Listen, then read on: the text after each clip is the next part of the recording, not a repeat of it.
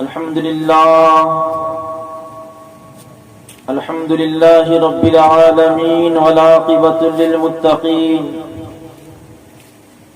والصلاة والسلام على من كان نبيا وآدم بين الماء والطين وعلى آله الطيبين وأصحابه المطهرين أما بعد فأعوذ بالله من الشيطان الرجيم بسم الله الرحمن الرحيم وبشر المؤمنين بأن لهم من الله فضلا كبيرا أو كما قال الله تبارك وتعالى وهو الذي بعث في الأميين رسولا صدق الله مولانا العظيم وبلغنا رسوله النبي الأمين المعين المتين المبين الكريم ونحن على ذلك من الشاهدين والشاكرين والذاكرين والحمد لله رب العالمين. آئیے ہم اور آپ گفت و شنیس سے قبل و پیشتر کچھ کہنے اور سننے سے پہلے آقا نامدار مدنی تاجدار شہنشاہ باوقار نائب پروردگار احمد مجتبی محمد مصطفیٰ صلی اللہ تعالی علیہ وسلم کی بارگاہ میں، جن کے صدقے میں رب کائنات نے زمین کا فرش بچھایا، جن کے صدقے میں رب کائنات نے زمین کا بچھونا بچھایا، آئیے ہم اور آپ اسی رسول پاک کی بارگاہ میں جن کے صدقے میں رب کائنات نے آسمان کا سامیانہ لگایا، جن کے صدقے میں رب کائنات نے آسمان کو تانا، آئیے ہم اور آپ اسی رسول اکرم کی بارگاہ میں جن کے صدقے میں رب کائنات نے سورج و چاند کا بھیپر لائٹ لگایا، آئیے ہم اور آپ اسی رسول پاک صلی اللہ تعالی علیہ وسلم کی بارگاہ میں جن کے صدقے میں اللہ رب العزت نے ستاروں کا کمکما لگایا، جو مدینے میں آرام فرما رہا ہے، آئیے بلند و بالا آواز سے درود پاک کا ہدیہ نچھاور پیش کریں، پڑھیں بآواز بلند درود پاک. اللہم صلی علی سیدنا مولانا محمد وعلی آل سیدنا مولانا محمد. معمول کے مطابق میں نعت پاک کے 2-3 اشعار آپ لوگوں کو سناؤں گا، سنیں گے نا؟ کیونکہ یہاں پہ جو سامعین بیٹھے ہوئے ہیں وہ عاشق رسول بھی ہیں اور عاشق آل رسول بھی ہیں، عاشق اشرف بھی ہے اور عاشق اشرف الاولیاء بھی ہیں. تو بیداری کے ساتھ سنیں، میں کلام حضور شیخ اعظم علیہ الرحمہ آپ لوگوں کے سامنے پیش کرنے جا رہا ہوں. اگر میرے ساتھ آپ لوگ مل کر پڑھیں گے تو زیادہ مزہ آئے گا. دل میں جگر میں آنکھ میں، دل میں جگر میں آنکھ میں جلوہ نبی نبی، دل میں جگر میں آنکھ میں جلوہ نبی نبی، کہ دل میں جگر میں آنکھ میں جلوہ نبی نبی، کہ دل میں جگر میں آنکھ میں جلوہ نبی نبی، دل میں جگر میں آنکھ میں جلوہ نبی نبی، کہ دل کے ہمارے بن گئے دل کے ہمارے بن گئے، دل کے ہمارے بن گئے، قبلہ نبی نبی دل کے ہمارے بن گئے، قبلہ نبی نبی۔ اور اس شعر کو بغور سماعت فرمائے کہ طیبہ کی سرزمین پہ، طیبہ کی سرزمین پہ ایسا اثر ہوا، طیبہ کی سرزمین پہ ایسا اثر ہوا کہ طیبہ کی سرزمین پہ ایسا اثر ہوا، طیبہ کی سرزمین پہ ایسا اثر ہوا کہ کہتے ہیں آج گلشن، کہتے ہیں آج گلشن، کہتے ہیں آج گلشن طیبہ نبی نبی، کہتے ہیں آج گلشن طیبہ نبی نبی۔ اور مقدے کا شعر سماعت فرمائے کہ مسرور اب تو ہو گئی، مسرور اب تو ہو گئی اظہار زندگی، مسرور اب تو ہو گئی اظہار زندگی، کہ مسرور اب تو ہو گئی اظہار زندگی، مسرور اب تو ہو گئی اظہار زندگی، کہ جب مل گیا غلامی، جب مل گیا غلامی کا حصہ نبی نبی، ارے جب مل گیا غلامی کا پٹا نبی نبی، دل میں جگر میں آنکھ میں جلوہ نبی نبی، ارے دل کے ہمارے بن گئے، قبلہ نبی نبی۔ آئیے خلوص و محبت کے ساتھ درود پاک پڑھیں۔ اللہ رب محمد صلی اللہ علیہ وسلم، نحن عباد محمد نحن عباد محمد صلی اللہ علیہ وسلم، صلی علیہ الصلاۃ والسلام علیک یا رسول اللہ صلی اللہ تعالی علیہ وسلم۔ ہمیں اور آپ کو بخوبی اور بہتر طریقے سے معلوم ہے کہ ہمارے درمیان جو مہینہ گزر رہا ہے، جو ایام گزر رہے ہیں، اس میں ایک بابرکت اور رحمت والا ولادت رسول پاک صلی اللہ تعالی علیہ وسلم والا دن گزرا،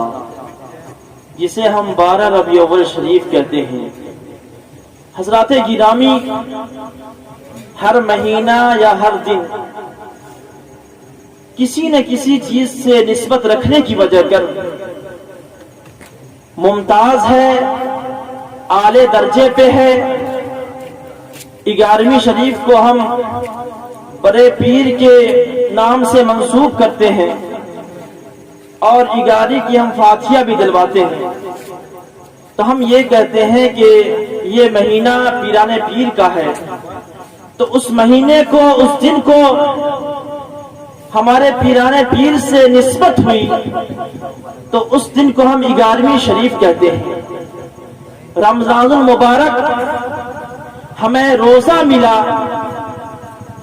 تو ہم اس رمضان کو رمضان کہتے ہیں کیونکہ ہم روزہ رکھتے ہیں، اور روزے کی فضیلت بہت بڑی فضیلت ہے۔ اور اسی رمضان کے مہینے میں ایک ایسی رات ہے جو اللہ رب العزت نے مومنوں کے لیے اس رات کو تمام راتوں یعنی لیلۃ القدر خیر من الف شہر فرمایا کہ 1000 راتوں سے بہتر ہے، تو وہ رات تمام راتوں سے افضل ہے۔ ایسے ہی محرم الحرام کو لے لیں تو امام عالی مقام کو کربلا کے سرزمین پہ یزیدی لشکر آپ کو شہید کر دیتا ہے۔ اس مہینے کو ہم محرم الحرام کہتے ہیں، اور اس مہینے میں لوگ خوشیاں نہیں مناتے ہیں، کیونکہ ہمارے سرکار کے نواسے کو اس مہینے کے 10ویں تاریخ جمعہ کے دن اہل تشیع یعنی یزیدی حضرات ہمارے نبی کے نواسے کو قتل کر دیے تھے، شہید کر دیے تھے۔ لیکن ہم اس ماہ مبارک کو بہت اچھے طریقے سے اور بہت اچھے پیمانے پہ ہم کربلا کی تاریخ کو سنتے ہیں، اور اس ماہ کو ہم محرم الحرام کہتے ہیں، محترم مہینہ کہتے ہیں۔ حضرات گرامی، ایسے ہی کسی مہینے کو اگر کسی نبی سے نسبت ہو گئی، اولیاء اکرام سے نسبت ہو گئی، تو وہ مہینہ، وہ ایام، وہ دن، وہ گھڑی ممتاز ہوتی گئی۔ لیکن 12 ربیع الاول شریف کو جب سرکار مدینہ صلی اللہ تعالی علیہ وسلم محسن انسانیت محبوب رب اکبر سرور کائنات صلی اللہ تعالی علیہ وسلم اس پاک دانے گیتی پہ، پاخاب دانے گیتی پہ تشریف لائے، تو وہ دن یعنی 12 ربیع الاول شریف وہ سب سے ممتاز ہو گیا، رب نے اسے سب سے اعلیٰ بنا دیا۔ برادران ملت اسلامیہ، اللہ رب العزت نے اپنے محبوب کے بارے میں کہیں یہ نہیں فرمایا کہ اے میرے محبوب، میں نے تمہیں دنیا میں پیدا کیا، بلکہ اللہ تعالیٰ نے لباس بشریت میں ملبوس فرما کے اپنے محبوب کو ظاہری زندگی عطا فرمایا۔ رب کائنات نے بہت سارے جگہوں پہ ارشاد فرمایا، جیسے قد جاءکم من اللہ نور و کتاب مبین، تحقیق کے آ گیا تمہارے پاس ایک نور اور روشن کتاب۔ ائمہ اور اکابرین فرماتے ہیں نور سے مراد نور محمدی صلی اللہ تعالی علیہ وسلم، اور کتاب سے مراد قرآن پاک ہے۔ آ گیا، یہ قد جب فعل ماضی پہ داخل ہوتا ہے تو یقین کا فائدہ دیتا ہے، علماء اکرام بیٹھے ہیں، تحقیق کا فائدہ دیتا ہے۔ رب نے فرمایا قد جاءکم من اللہ نور و کتاب مبین، تحقیق کے آ گیا تمہارے پاس ایک نور اور روشن کتاب۔ تو آ گیا، ظاہر سی بات ہے پہلے کہیں ہوگا تب تو آیا، کوئی ہوتا ہے تب تو آتا ہے۔ ابھی شہزادہ حضور تاج الاولیاء روم میں تشریف فرما ہے، وہ آئیں گے تو ہر کوئی کہے گا کہ حضرت کے شہزادے آ گئے، حضرت کے شہزادے پہلے سے تشریف فرما ہے۔ لیکن جب اسٹیج پہ تشریف لائے تو آپ نے کیا کہا؟ حضرت تشریف لے آئے، حضرت اسٹیج پر آ گئے، تو رب نے ایسے ہی فرمایا، رب نے یہ نہیں فرمایا کہ اے محبوب میں نے تمہیں پیدا کیا، 12 ربیع الاول شریف کو پیدا کیا، بلکہ رب نے فرمایا کہ میرا محبوب تمہارے درمیان آ گیا۔ حضرات گرامی، ایسے ہی رب کائنات نے ارشاد فرمایا وما ارسلناک الا رحمۃ للعالمین، کہ اے محبوب ہم نے آپ کو نہیں بھیجا۔ دیکھو یہاں پہ بھیجنے کا ہے، جب ہوتا ہے تب تو بھیجا جاتا ہے۔ اگر کسی کو ضرورت پڑے ابھی کہ میں سید مدثر میاں کو لے جانا چاہتا ہوں، تو نہیں رہیں گے تو کیسے لے جاؤ گے؟ جب رہیں گے تب نہ میں بھیجوں گا۔ آپ میرے پاس ریکویسٹ کریں گے کہ حضرت میں مدثر میاں کو لے جانا چاہتا ہوں، آپ انہیں میرے یہاں بھیج دیں۔ حضرت جب حاضر ہوں گے تو ضرور بھیجے جائیں گے۔ تو پتا چلا رب نے اپنے محبوب کو بھیجا۔ کب بھیجا؟ 12 ربیع الاول شریف کو صبح صادق کے وقت بھیجا۔ اپنے رب کو ایسے وقت میں بھیجا کہ رات بھی اپنے اوپر یہ گھمنڈ نہ کرے اور دن کو یہ نہ کہے کہ اے دن میں تم سے زیادہ بہتر ہوں، میں تم سے زیادہ شان والی ہوں، میں تم سے زیادہ اپنے اوپر گمان کرتی ہوں۔ اللہ رب العزت نے اپنے محبوب کو رات میں نہیں بھیجا، رب نے اپنے پیارے محبوب کو دن میں بھی نہیں بھیجا، کیونکہ کہیں دن یہ گھمنڈ سے کہنے نہ لگے کہ رات میں شان والا ہوں، کیونکہ رب نے اپنے پیارے محبوب کو، محبوب رب اکبر کو دن میں بھیجا، اس لیے میں تم سے زیادہ فضیلت رکھتا ہوں۔ بلکہ رب کائنات نے اپنے محبوب کو بھیجا تو اس وقت بھیجا جب رات ختم ہو رہی تھی اور دن کی شروعات ہو رہی تھی، تب تو رب کائنات نے اپنے محبوب کو صبح صادق کے وقت ام القری یعنی مکہ المکرمہ میں بھیجا، اور بھیجنے کے بعد مومنوں سے کہہ دیا اے مومنوں لقد من اللہ علی المؤمنین اذ بعث فیہم رسولا، کہ اے مومنوں میں نے تمہیں بہت ساری چیزیں عطا کی، میں نے تمہیں بہت ساری نعمتیں عطا کی، لیکن احسان نہیں جتلایا۔ میں جب اپنے پیارے محبوب کو تمہارے درمیان بھیج دیا تو میں احسان جتلایا۔ نعرہ رسالت، نعرہ حیدری، نعرہ حیدری، سرکار کی آمد، نعرہ تکبیر، نعرہ رسالت۔ حضرات گرامی، جب سرکار مدینہ صلی اللہ تعالی علیہ وسلم اس پاک دانے گیتی پہ تشریف نہیں لائے تھے تو جانتے ہیں دنیا کا کیا حال تھا۔ رب کائنات نے ہر دور میں جب رہبر اور رہنما کی ضرورت پڑی، جب سرپرست کی ضرورت پڑی، جب تبلیغ اسلام کرنے کی ضرورت پڑی تو رب کائنات رسولان اعظام کو بھیجتا رہا، انبیاء کرام کو بھیجتا رہا، پیغمبران اسلام کو بھیجتا رہا۔ حضرات گرامی، جب پوری دنیا کفر و شرک میں پھنسی ہوئی تھی، جب پوری دنیا باطلان خدا کے سامنے اپنے سر کو ٹیک رہی تھی، جب پوری دنیا باطلان خدا کے سامنے سجدہ کر رہی تھی، تب اللہ رب العزت نے اپنے پیارے محبوب کو اس وقت بھیجا جس وقت جانتے ہیں یورپ کا کیا حال تھا۔ یورپ کا یہ حال تھا کہ وہاں عیسائی تھے، حضرت عیسیٰ علیہ السلام نے جو تبلیغ کی تھی اس کے برخلاف لوگ کام کر رہے تھے، تین یعنی تثلیث خدا کو مان رہے تھے، تین خدا کو مانتے تھے۔ حضرت عیسیٰ علیہ السلام نے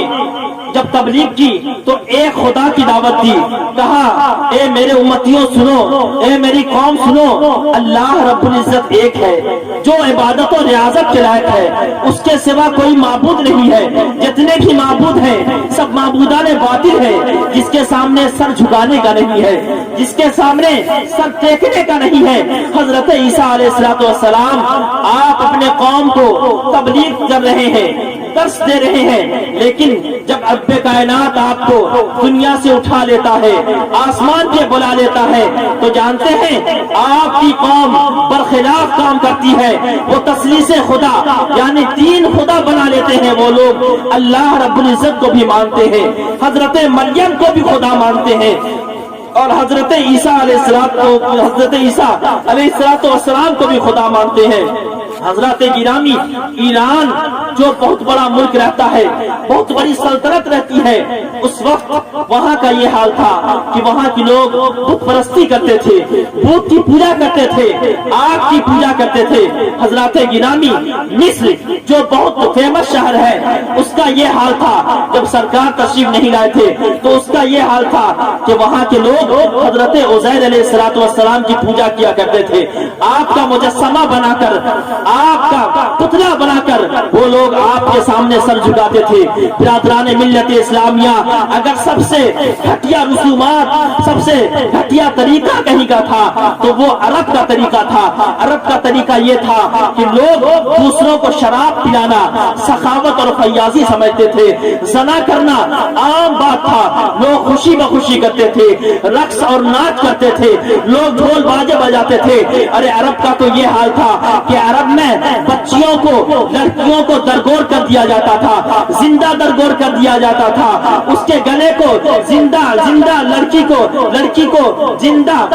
مار دیا جاتا تھا، اس کے گلے کو داب دیا جاتا تھا۔ عرب کا بہت خراب ماحول تھا۔ کفار قریش کا یہ حال تھا، وہ یہ سوچتے تھے کہ اگر میری بیٹی رہے گی، اگر میری شہزادی رہے گی تو ہو سکے کوئی میرا داماد بن جائے، وہ میرے سر کا بوجھ بن جائے، اس وجہ کر وہ اپنے بیٹی کو درگور کر دیا کرتے تھے۔ یہ بھی وجہ تھی کہ جب ان کی قوم شکست کھا جاتی تھی تو ظاہر سی بات ہے جو عورتیں ہوتی ان کو بھی قید کر لیا جاتا تھا، تو ان کو یہ بھی ڈر تھا کہ کہیں میری